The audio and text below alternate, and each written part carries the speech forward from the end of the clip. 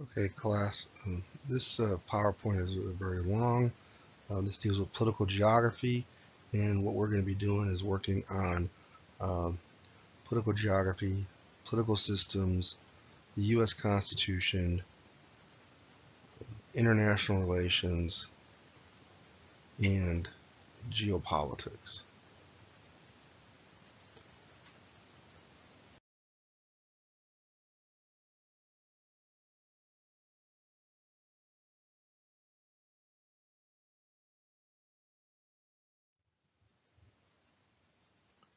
Okay, so the purpose of the government is to maintain order within its sovereign territory. That is territory that the state controls, and the states can destroy their own destinies.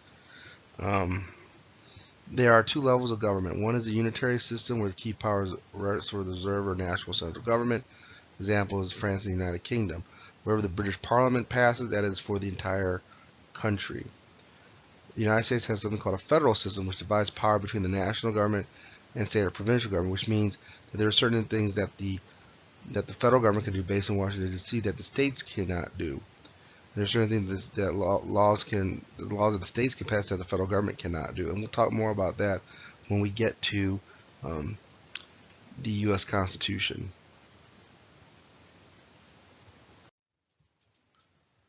Okay, legislative assemblies.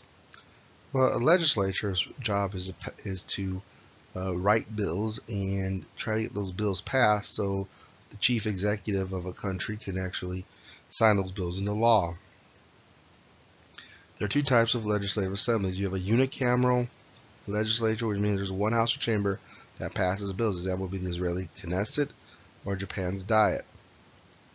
Then you have something called the bicameral legislatures. These are two chamber houses, one upper and one lower, each with different responsibilities and duties. Example would be the U.S. Congress, House of Representatives, which is the lower house, and Senate with the upper house. The United Kingdom, you have the British Parliament, the House of Commons, which is the lower house, and the House of Lords, which is the upper house. And for a bill to move forward in a bicameral legislature, to the chief executive, the bill must pass both houses or chambers. So that means if the U.S. House of Representatives was to put forth a spending bill, they'll have to pass the committees, then to the House floor, then it passes the House and moves to the Senate. And then the Senate would go ahead and take up the bill and either go through this committees and it has to pass, and then go on the Senate floor and it has to pass um, the full Senate. And once that happens, then it becomes a law.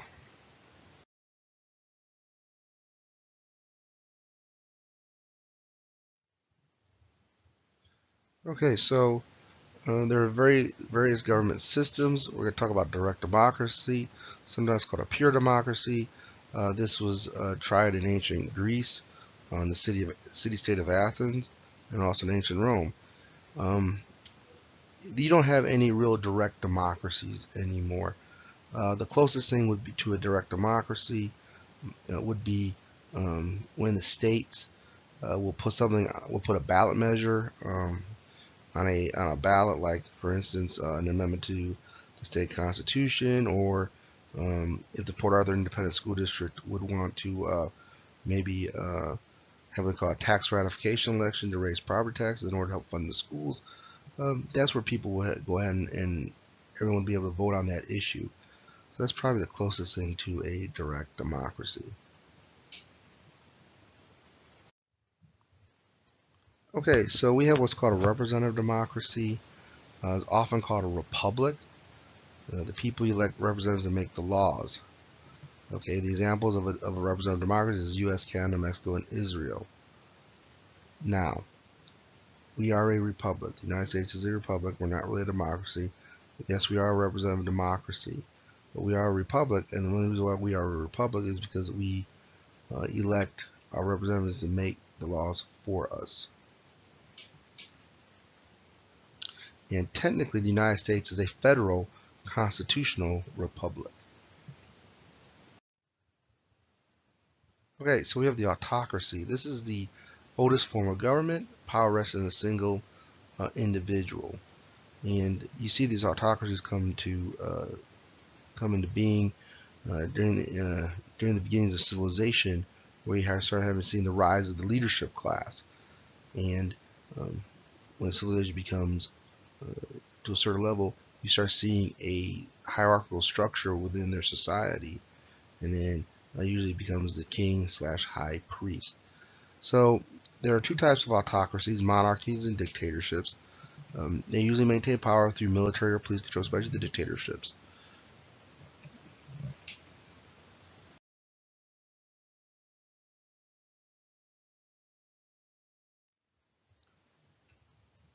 Alright, the preceding slide talks about there are two types of monarchies. You have absolute monarchies and you have constitutional monarchies. Now, there are not very many absolute monarchies left in the world. However, there are a few. The ruler inherits the throne, and the ruler has absolute and unlimited power to rule. Citizens do not have a right to decide the laws. An example of an absolute monarch is King Salman bin Abdulaziz Al Saud, King of Saudi Arabia. And he does have a council of ministers that advise, or a council of advisors that does advise him, but he does not necessarily have to basically follow the advice of his advisors. There's another thing that we should also look at too, that if you are living in a monarchy, you are not a citizen. You are a subject. You are subject to the monarch, subject to the ruler. And there's this old legal issue or legal theory that the monarch is the sovereign. That person is sovereign in of itself, that person, that royal person, and that everything comes from the sovereign. So everything, so any rights you might have comes from the sovereign, and the sovereign is supposed to obviously protect you, but also requires your loyalty as well. Okay, so we have a constitutional monarchy, otherwise known as a limited monarchy. The monarch does inherit the throne, but the monarch is limited by the Constitution or by the laws. They might have little or no power. Majority of the power is exercised through elected legislature or the parliament. An example is the United Kingdom, Spain, and Japan. Now, it's interesting about the British Constitution that the British Constitution is not a written constitution. It's just most of the British laws in their constitution is made through acts of parliament. So whenever parliament adopts a law, it gets added to the constitution. So sometimes their constitution can change over time, much more than the United States Constitution, which requires more of a formal process to amend our governing document. Oligarchies. This is a government that is ruled by the few. It's a government of the few. Government controlled by a small group of elites. Power is usually from the wealth, military, or social position. There's a special type of oligarchy called a junta, and that's a military oligarchy. That's where a council of generals runs the country. All oligarchies are totalitarian in nature because they do not have free and open elections, and all decisions made through this ruling council. An example would be Communist China. It is a communist country, but because there is this central committee, okay, that would be a form of oligarchy, because the central committee is a committee of about 16 members that make the decisions that will affect the entire country of China. Thailand is ruled by a military junta. They had a coup and the military took over. And Egypt wound up having a coup and getting rid of their former president, Morsi, and now there's a general who's now the president of Egypt, and he is running the country along with some of his other generals. Okay, so we have a theocracy here, and a theocracy is a government ruled by religious leaders and/or religious law. Rulers in a theocracy are divinely inspired, which means God has inspired them to rule. Now, there are examples of a theocracy: the Islamic Republic of Iran. That is a theocracy. Even though there is a president there, there is a supreme religious leader that can actually override the president of Iran. The Vatican City State, which is the headquarters of the Catholic Church. It is a city state. It is sovereign, even though it's in the center of Rome. It is ruled, obviously the Pope is the head of the state there, so that is a theocracy. And then you have ISIS, the Islamic State in Iraq and Syria. That is actually also ruled as a theocracy as well. The picture right there is the supreme leader of Iran, the Ayatollah Ali Khamenei. So again, like I said, he is the leader of Iran. Even though there is a president there, like I said, he can actually override the president if necessary. Totalitarian governments. All in the state, nothing outside the state, nothing against the state. That's Jacques Maritain. He was a philosopher that kind of summed up what totalitarianism is. Okay, the state controls everything. When we mean total control. They pretty much control the entire political and economic and even social life of their citizens. There are no civil liberties. The government controls the media. The dissenters are punished mercilessly, and government decides on what rights citizens may have. They can be autocratic, theocratic, or oligarchical. Example: Adolf Hitler for Nazi Germany, Kim Jong-un from North Korea, Communist China from 1948 to 1989. Now, the reason China would be considered, the reason it's not fully totalitarian, even though it is that because they have started adopting free market principles. So it's kind of moving away from the totalitarianism, but they can swiftly go back to that if they wanted to. And the Islamic Republic of Iran is totalitarian in nature because they do punish their dissenters, and you really cannot speak bad about the religion there or their supreme leader.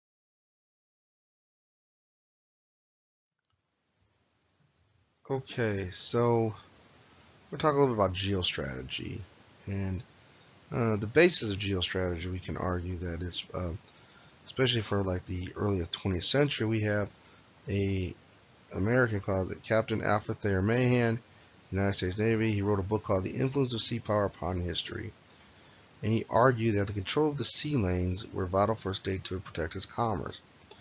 And um, by that, you also get what we also call power projection. Control of the sea lanes could be used to wage economic warfare, otherwise known as commerce. Right? Like if I can see the enemy's ships, or the enemy's merchant shipping, um, then cargo ships, then I will weaken the enemy, and then you may want to stop fighting. He advocated for a large navy in order to protect those sea lanes, and this also gives you an idea of what we call force projection. If you have a large navy, you can actually project that force anywhere into the world. He also argued in geostrategy that geographical position is important. Do you have access to the sea? Do you have access to the ocean? Or are you a landlocked country? That's going to determine a lot of you're going to have a navy, and what type of navy are you going to have? The physical conformation of the state. Are there natural harbors?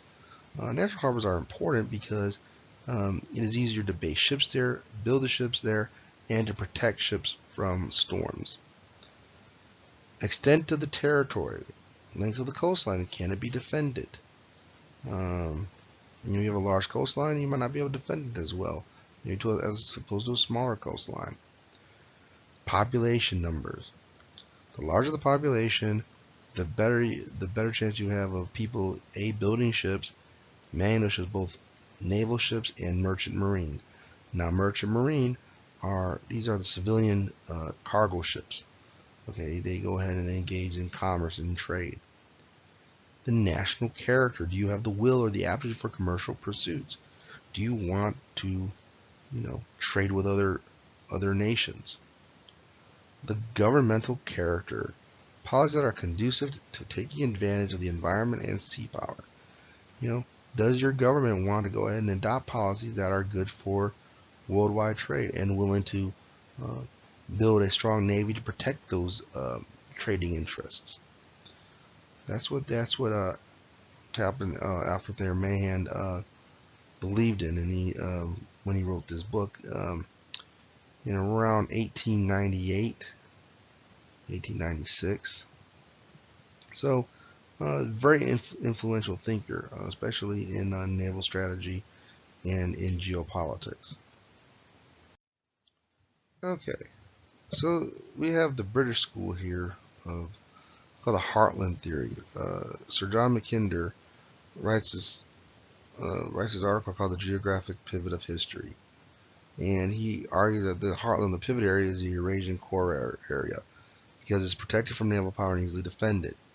He also argued that because the heartland rivers drain into the Arctic long distances to accessible seas, the Baltic and the Black Seas are the only avenue for sea power penetration and is easily defended. And he argues that if a power could dominate this area, they would control the world island. And he argues that the world island is Eurasia and Africa, and that Eastern Europe was a doorway into the heartland.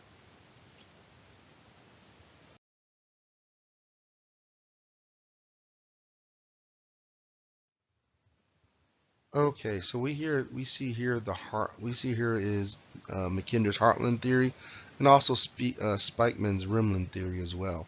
So again, what he argues is this: Eastern Europe is a doorway into the heartland.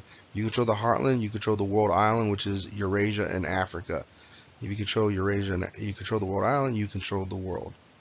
So, and you can see here on this map right here where he makes a strong case for this because again, if you can control Eurasia, you can spread out and control the west of Southwest Asia, Southern Asia, and Central Asia. Then you can move very easily into North Africa and then into Sub-Saharan Africa. So again, it's an interesting theory. I think Mackinder makes some pretty good arguments on this, but there's a problem with that too because Mackinder also argues that sea power is not that important. which Speakman, in his Rimland theory, rejects that argument. Mackinder, that he believes that sea power is still very, very important.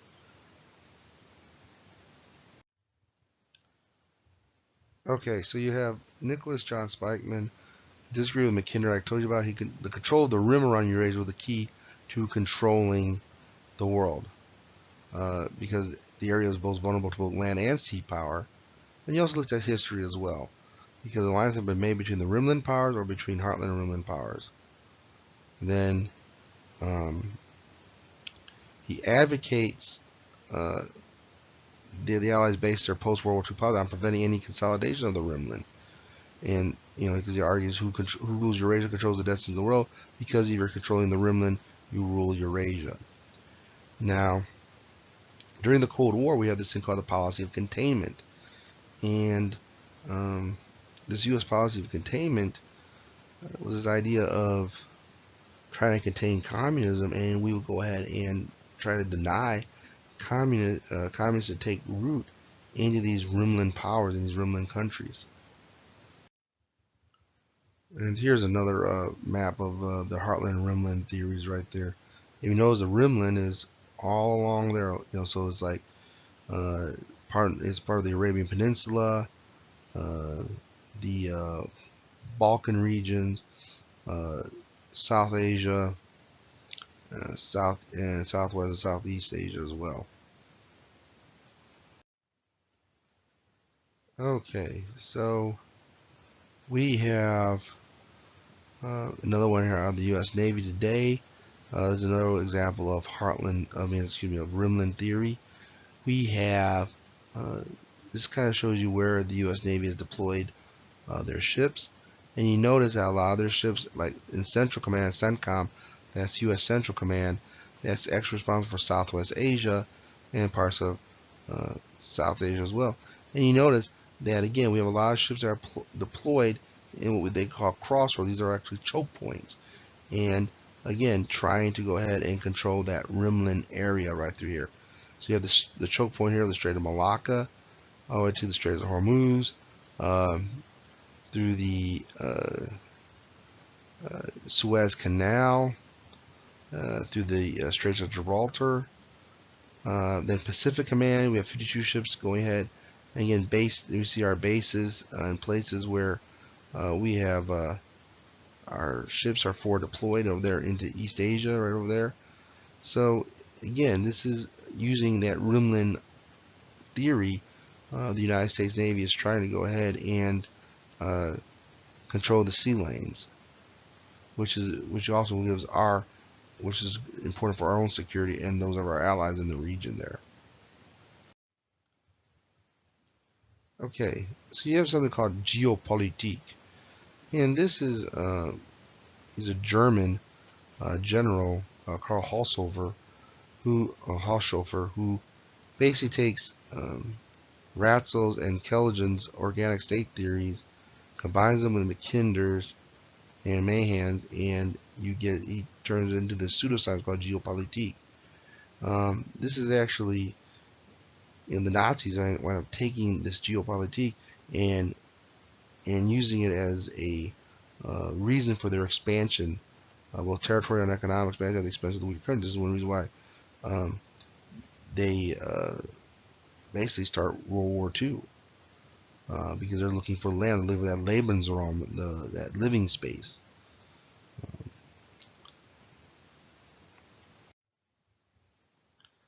Okay, now this is a contemporary theory here, critical geopolitics.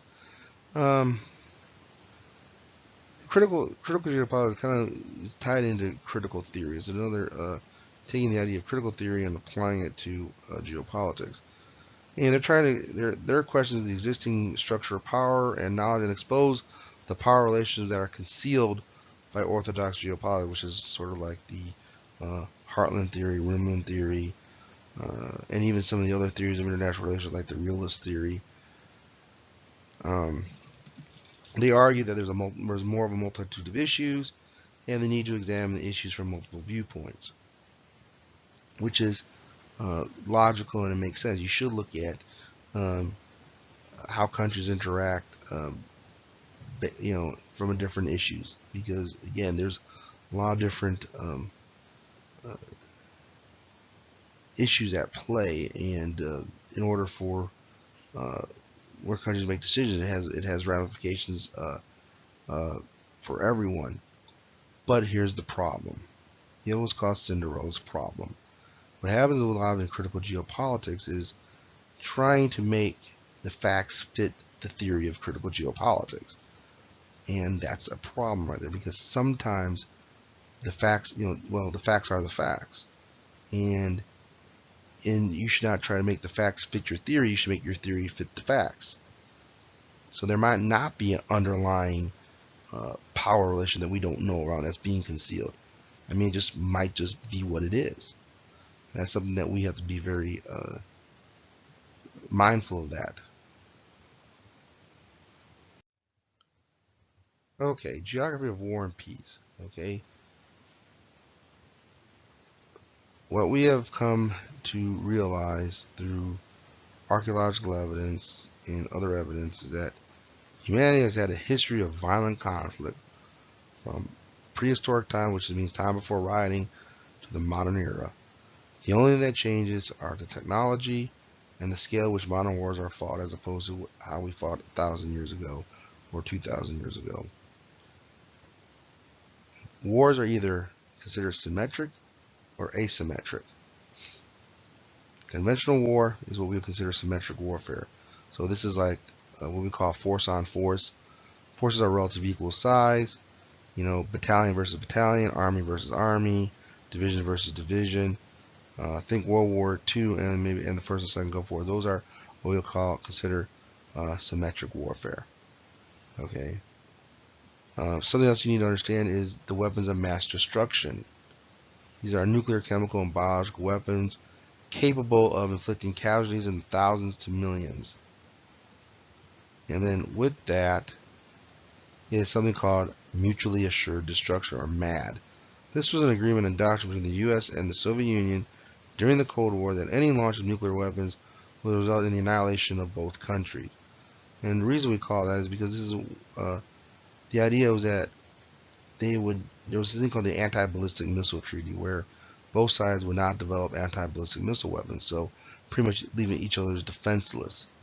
So think of this like this, like with nuclear weapons being a pistol and pointing at each country's head. So you launch, we both die. And that'll be the end of the world.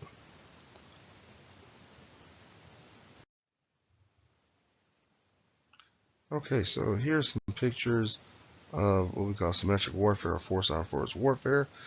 You have the upper left hand corner. You have World War II, and this is the D-Day landings on the beaches of Normandy.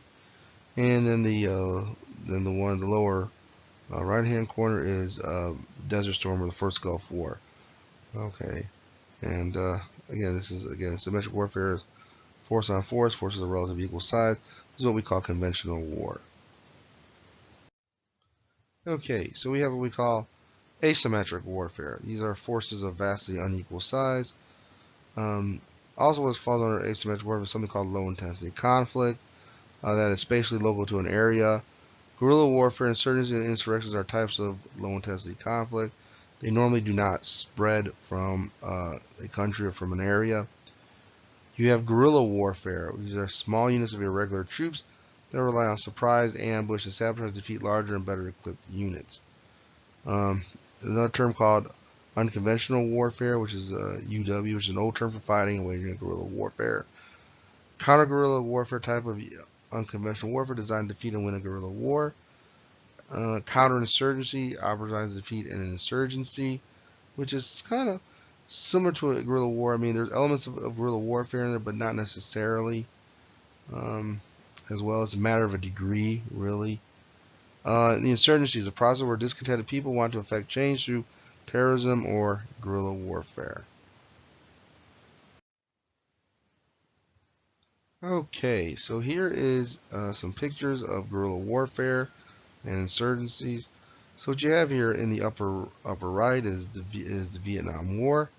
Looks like they captured some Viet Cong, the United States Army. So this was counter-guerrilla warfare.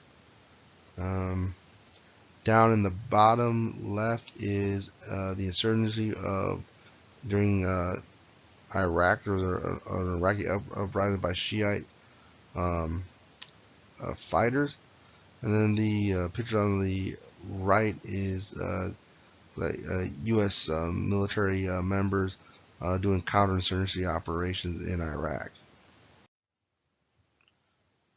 Okay, terrorism. Terrorism is using violence aimed at all members of society to effect a political change or achieve a political objective. Even religious terrorism is political in nature. That is very key to understanding this. It may be considered a way of war and a criminal activity. Terrorists have no legal protections under the law of war or Geneva Conventions. So if they are captured on the battlefield, they are not prisoners of war. They'll be treated as unlawful combatants and can be prosecuted under the laws of the whatever nation that captures them. This is an interesting. This was kind of happened when we captured a bunch of members of Al Qaeda during our invasion of Afghanistan. Since they were not part of a military, they were a terrorist organization. They were considered unlawful combatants, and a lot of them were awaiting trial in Guantanamo Bay, Cuba, where we had a military prison there. Again, what is important to realize is that terrorists have no legal protection under the law of war or the Geneva Convention. Those are only for cover soldiers involved in armed conflict. Terrorists can be either right-wing or left-wing, religious or secular. Examples of a right-wing terrorist group is called the Order. This was a white supremacist group in the late 70s, early 80s. But their leader was actually killed in a fire in a shootout with the FBI. The left wing would be like your communist and socialist terrorist groups. Is the Baader-Meinhof gang from Germany, or the Italian Red Brigades. Religious would be the Al Qaeda, which is a Sunni or Wahhabist terrorist organization, a Muslim terrorist organization.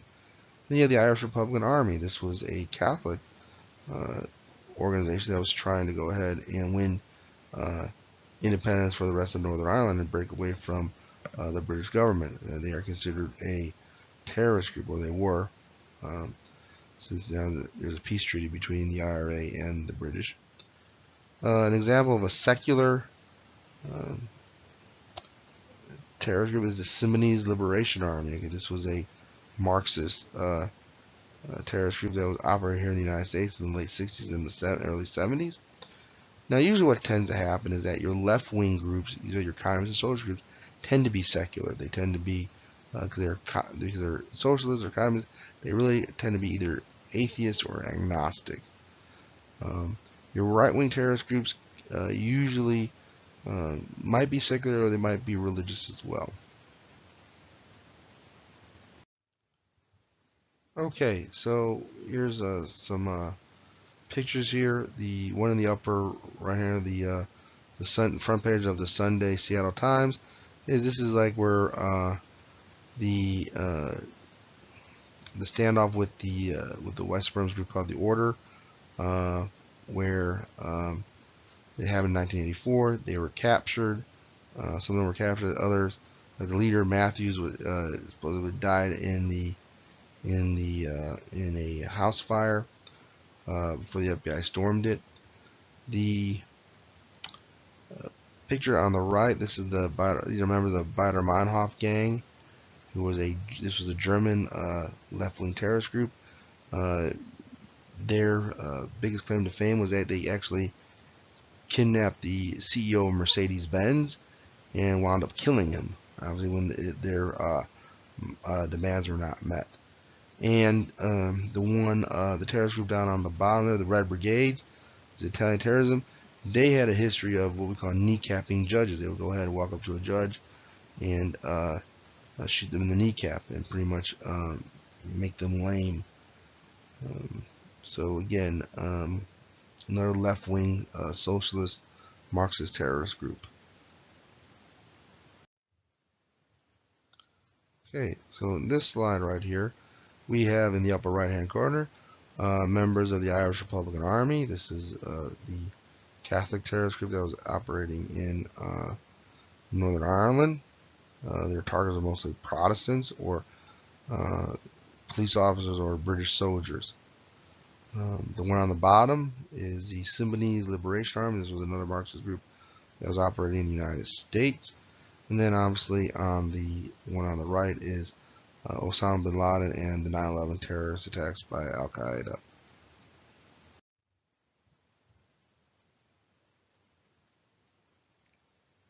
Okay, so anti-terrorism is defensive in nature and attempts to prevent a terrorist attack. This is how we're going to combat terrorism. Just like we have a cultural landscape, we have something called a security landscape. These are anti-terrorist measures such as barricades, screening checkpoints at airports or buildings, immigration controls, and surveillance systems. Counterterrorism is offensive operations against terrorists and their bases. They're conducted by military or paramilitary units. Examples would be in the United States, you have SEAL Team 6 and the Army's Delta Force. These units are specifically trained in counter-terrorist activities, but they can do other types of direct action operations. Great Britain, you have the Special Air Service Regiment, or the SAS. In Germany, you have the Grenzschutzgruppe 9. This is actually a police. This actually is a police unit, a border patrol unit originally, and they deal with counter-terrorists within Germany. They came to fame in 1972 during the Munich Olympics, where members of the Palestinian Liberation Organization, Palestinian terrorist group, took hostage of some Jewish athletes, and GSG-9 went in and rescued them. In Russia, you have the Spetsnaz Nazarshanae. These are the special purpose or Spetsnaz troops. All these elite fighting units are highly trained and very good at the jobs they do. There's really not much difference between any of them when it comes to the ability to do their jobs and their training. Alright, so right here is the security landscape. Upper right hand corner we have a port of entry going through passport control. On the bottom right we have airport screening. The top right we have these barricades that will go ahead, vehicle barricades that will stop vehicles from entering an area. And then down the bottom right you have a border fence as a security for a security wall. Alright, so right here we have in this slide right here we have pictures of several counter-terrorist units. The upper right you have the British SAS. The bottom right the upper left you have the British Special Air Service Regiment. The bottom left you have GSG-9. The top right you have members of the Army's Delta Force. The bottom right you have SEAL Team 6. And in the center you have the Russian Spetsnaz.